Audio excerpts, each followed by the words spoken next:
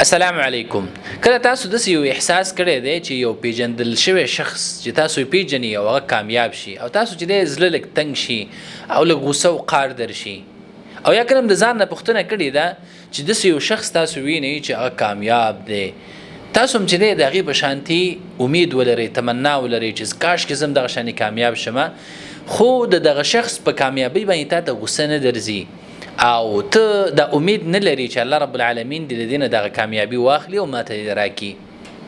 د اولنی شی چې محترم ورونو دا د زړه بیماري ده او دې ته حسد ویلی کېږي. کله چې ته یو څوک وینې چې هغه کامیاب دی او ته دا امید ساتي په خپل زړه کې چې زه ولې کامیاب نیم او د هغې کامیابي تا ته زور درکوي او ته دا غواړي چې څنګه دا انسان ناکام شي او د ده نه چې دا نعمت واغستلی شي، نو دا هغه د زړه بیماری ده چې رسول الله صلی الله علیه وسلم د دې مبارک فرمایي ایاکم والحسد، تاسو چې ځان د حسد نه وسات، ځکه د حسد چې دی دا داسې یو بیماري ده، دا د انسان نیک اعمال داسې خوري او داسې ختموي لکه څنګه چې ور لرګو لره ختمي او هغه یې راکوي. زما ډېرو محترم ورونو دا حسد داسې یو بیماري نه ده چې یوازې د انسان اخرت خرابوي، یوازې د انسان د نیکو اعمالو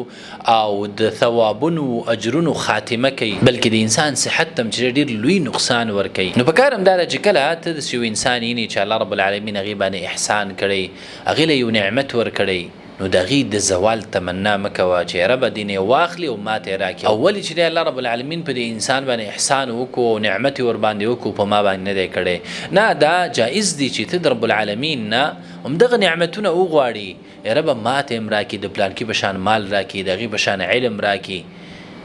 د هغې په شان اولاد راکړي، خو